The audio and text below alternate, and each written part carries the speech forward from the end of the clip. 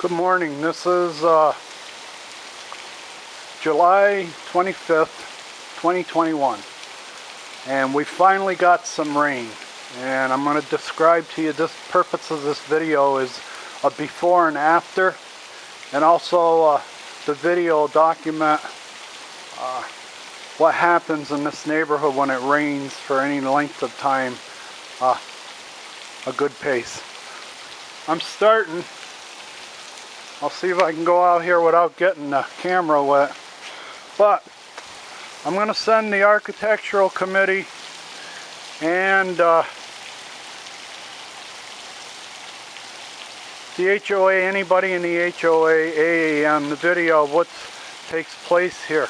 I only used to own that house. Now, I've been getting letters for working on my yard. The month of September and part of October was spent fixing a mess here. I'm going to send you a video before and after. This is the after video.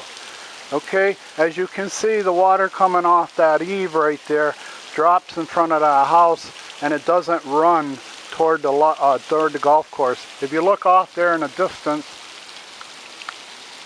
into the distance, we've finally been saturated. It's been raining now for almost 2 hours.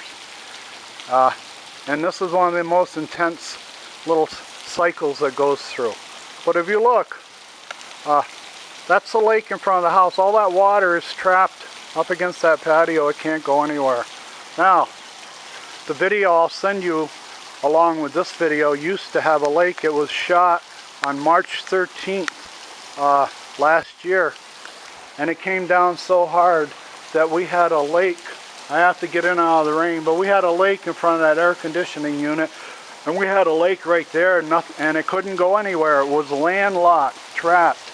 I'm also going to send you video and pictures of the work I did for a month, resculpting the land between my house and that house so that the water could get off the lot. It wouldn't be trapped. You don't see a lake there anymore. This storm is almost similar. Now, what happens is, I'll show you the difference. You see that house? My house, I have gutters on both houses. Do you see rain coming off either one of these houses right in front of the patio? No. If this fella had gutters now, if he had gutters around his patio, he could route everything right there. I dug a hole over a foot deep there. I put in drainage tile from his house to my place. This little spot you're looking at, this little run from here to the golf course out between those plants, I put a drain line in there. Okay? I also got my gutters feeding drain lines that go to the golf course. Alright? I've done everything I can to keep the water off my lot, and if you look now, this out here, you see that glaze of water on that lot? Okay? We finally got saturated enough. It's been raining long enough that the land is soaked. It's saturated. It can't hold any more water. And that's where you show when you get lakes on your patio, between your patio, there's a lake between your patio and the property line, there's something wrong. Okay? There should be no standing water. There should be a slope enough to get the water off the lot. If you look down there, you see how it's soaked along there? That's because I spent 5 years resculpting all of this so that the water would flow off the lot. Now I'll back out, and we'll take you to the other side of the house and I can show you the work. Well, let's start here. Okay? Here's another project. You see that little black dot there? That little black dot is a drain that runs out to the property line, to the golf course. Also, that stack coming off the gutter is another line that runs to the golf course. There's another stack on the other side of the house. All the water that comes off my patio roof does not touch the ground around my patio. It's all routed into gutters that are plumbed to the property line and the golf course. Okay? I used to have a lake here. This used to be, by this time, with this 5 or 6 years ago before I started working on it, this would have been a lake. I would have had a lake in front of my patio about 4 or 5 feet long, wide, because I had a berm. You see those piles of dirt? Those are mine. They were generated by me. That's sifted Sundance mix. But we had a berm that ran across the property, all 3 properties, and this property over here still has a berm. This property still has the berm in place. I couldn't take that out. That's why that water is clinging to the patio. You see how the water's clinging to the patio? It isn't running off. All the water now, that lake by now, if I hadn't have done the job, the work, we would have had a huge lake up here. Okay, right off the patio. I'll send you video from March 13th, 2020, and you'll see the difference. Now, the whole time I was working, okay, let's go to the front yard. We'll start with the front yard now, and I'll show you the work I did there.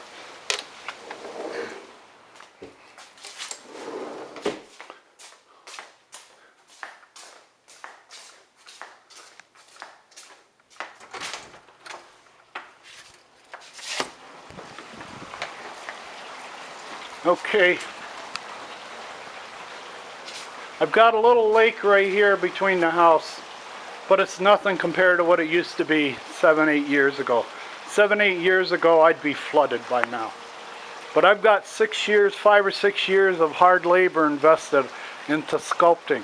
That little lake right there probably will never get any bigger. This is a homemade trough with a homemade stack, and that stack feeds that little lake, but I've sculpted everything, and if you see, it's running down to that little black dot, and we've got a path. The water's out, it's going off the lot into the drain. It's dry. Now I'll show you what I did on this side. If you can zoom in, I'll zoom in here on that gutter. Maybe you can see the water, the amount of water that's coming out of that gutter right there. And it's feeding this lake. Another thing I had to sculpt. I spent August, September, and October working both sides of my house. My neighbor's side and my side that I own over there to get the water off. And it's working much better. And if you see these gutters? Do you see any water coming off on the gutters? Everything's being fed into a tube. And if you can look out there at the street, the rain sort of backed off, but the residual runoff is moving pretty good in the street. That's how much water we've had. And everything is saturated. That's why we're getting lakes here. But I'm satisfied. That's the best I can do as far as getting the water away from both houses and headed toward the street. But I had to do this. This was 3 or 4 months of my life being out here most every day with a shovel, a wheelbarrow, sifting dirt, separating dirt, laying down landscape fabric, the whole works. And I'm pretty satisfied that it works. Now I'm going to go through the garage and show you the work we did on the other side of the house that I have a video to support.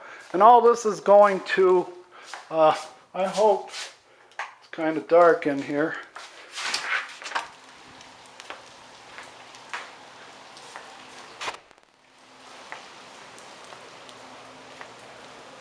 Now if I can keep the camera from getting, you see that little lake right there that's running to the sidewalk? That didn't happen before. That didn't happen before. You see the amount of water that's coming out? See the amount of water that's coming? We used to have a lake where that bush was. That bush used to sit in the middle of a lake. In the middle of a lake, landlocked. But in September, and my neighbor brought in a contractor who contoured, so now it's working. You see where the water's draining to the sidewalk where it's supposed to? It never did that. Not until this year. This neighborhood is 15, 16 years old, and for 15 or 16 years, we used to get a lake in a storm like this. And then it was landlocked. Couldn't get out. The only way it could get out off the property was absorption or evaporation. There was no path. Now it does. we can't build a lake over there. I've got a video to support that, okay? Just to let you know, and if you look at the way that water's running. Look at the amount of water that's going through that drain over there. That's the amount of water that goes through that drain. The sole drain, the only drain for 13 acres. The only drain for all of parcel 12. That river right there, you see that corner? That's 233rd lane. And it's coming down. There's probably about 2,000 foot slope uphill where the water's running down even faster than it's running here. Probably more and faster, and it's all running into one drain at the end of tract A. But to the architectural committee, the courts, anybody that I get involved, a lawyer, I've been working these 2 yards. I worked them for almost 3 to 4 months every day, sifting dirt, putting down landscape, sculpting them, all right? And I didn't get one letter from the HOA. One letter. This was all tore up. My 3 front yards were tore up for over 4 or 5 months, and I didn't get one letter, all right? And if I did get a letter, it was specific, and I didn't, like with the for sale sign. They specifically said, you have a problem with your for sale sign. They even sent me a picture. But the other letters that I've got are no specific. All they're saying is you're doing something to your yard. Until you tell us what you're doing, we're going to pay you, or we're going to charge you. We don't know. We're not going to describe to you what we're having problems with. We're not going to tell you what we're having problems with on your yard. And we're not going to take a picture of it. But we're going to charge you $50 a month or $75 a month for the rest of the time you're here until you tell us what you're doing on your yard. What I'm doing and what I've been doing, this video will document, it'll validate that I have problems here. I've had problems from the start. They didn't want that golf course to be a drain for these neighborhoods. Therefore, they made the neighborhoods their own independent drains.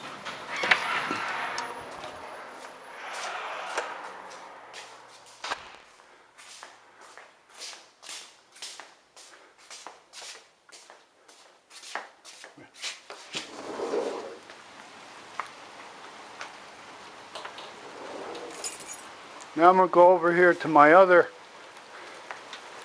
house. I haven't been there yet.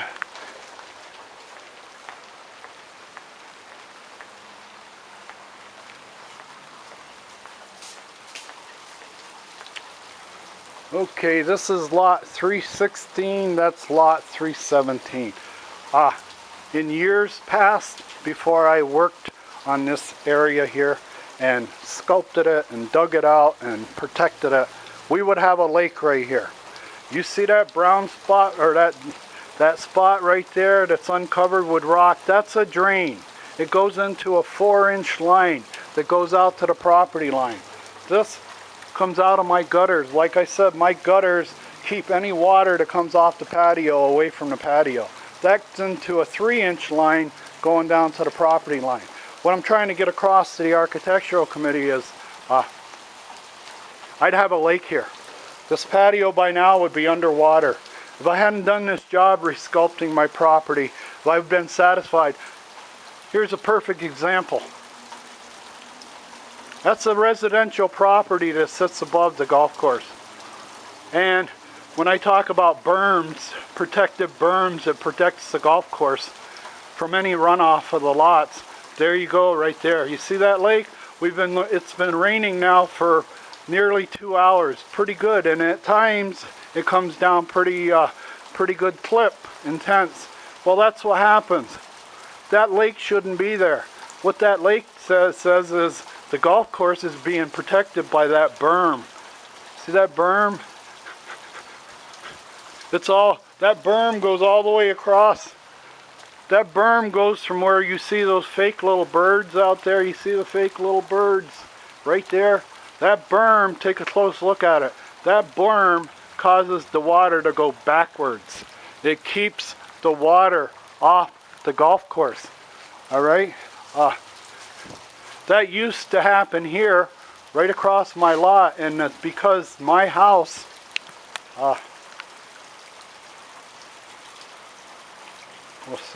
because my house sits 3 inches low, I used to get a lake just like that. But I diffused that time bomb. I diffused that booby trap. Okay? It took me 5 or 6 years of a monetary commitment, a physical commitment, a dedication to get this lot to drain right and to keep the water off it. I can't convince my neighbor that that is out of compliance. To think that a water is allowed to stand on a residential lot up here instead of running onto the golf course where it's supposed to go, this is the booby trap. This is how they assigned the drainage to me. Like I said, if it wasn't for that drain right there, we'd have a lake and my patio would be underwater right now. And I got video to prove it. I have video to prove it. Last year's storm, okay? Last year's storm. And the video, if anybody wants to know what I'm doing on my lot over there, the architectural committee, there it is. There it is. I'll send you a picture. You haven't sent me a description or a picture of anything I'm doing to my lot. Everything I've done to my lot, and, well, we won't go there. But this is a report. I'm tickled to tell you that everything I've done so far is working.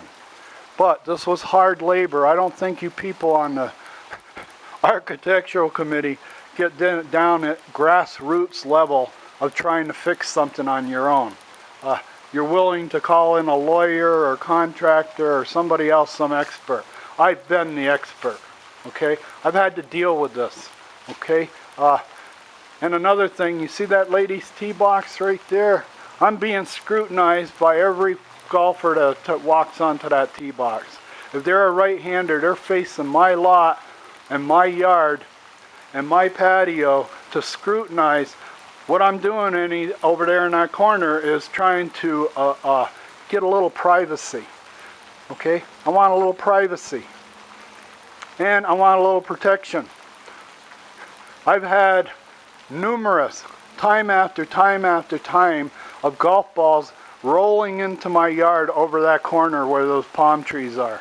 Where those palm trees are, it was level. It was about 2 or 3 feet lower last year. And for 15 years, whenever somebody put one in my yard, like where that little red bush is, there was no even thought. It never crossed their mind that they're walking on private property.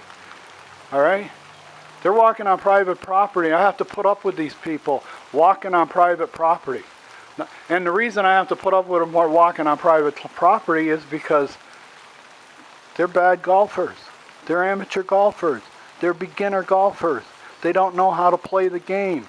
That's why they're up here. That's why they're on my lot. They don't know how to play the game. And I have to put up with their mediocrity. I have to put up with mediocre golf and a golf pro shop that thinks this is normal. You should be willing to get a few balls in your yard once in a while. You should be willing to have a solar panel broken once in a while. You should be willing to have a window broken once in a while. You should be all right with a young 25-year-old moron who from 177 yards away tried to hit the green in a friggin' windstorm from the southwest. He's been hitting slices all day, so he goes back to 177, and he's not going to give in. All right, he's at war with par. He's at war with the course. He's at war with the Sundance golf course. At war with this hole. He's going to par it one way or another. Now, I want to tell you, before I end, I'm going to show you what an engineered retention basin is. It's on the map. It's on the plat map. It's on the community plans. It's on the community documents. You see that lake right there off That's a bailout area. Usually everything bails out, but that's an engineered retention area. Engineered. It's on the blueprints. They've got it measured and everything. This lot right here that I'm standing on, these 3 lots right here, this was a backroom, redneck, homegrown, hillbilly engineered retention area. 7-8 years ago, you would have been looking at a berm right here between my house and the property line, and you would have been looking at a lake around my patio. I diffused it. I fixed it. All right, nobody wants to give me credit for it, but I did it without the help of engineering, because every time I go to engineering in Buckeye, nobody will talk to me. You've got a board or a wall down there holding business cards. You must have 50 or 60 business cards of engineers that are on the 2nd floor in Buckeye. And when I give them my name, there isn't one engineer home. Not one. Nobody can explain to me how this house got permitted to be built 3 inches low. How they handcuffed me. They gave me a swollen prostate as far as the sewer system. My sewer system got compromised. The head pressure, the gravity feed, the gravity motive force that pushes the sewage to the street got compromised by 3 inches. It's the same thing as reducing, if you got a 12-volt motor and you're trying to run it on 9-volt. Or the same thing as having a prostate problem. They sold me a house with a prostate problem. I got a swollen prostate. They reduced my urine flow right from the source to the urinal, to the end of my whatever, okay? I got a swollen prostate because this house was built 3 inches outside of compliance, all right? Now, have a nice day.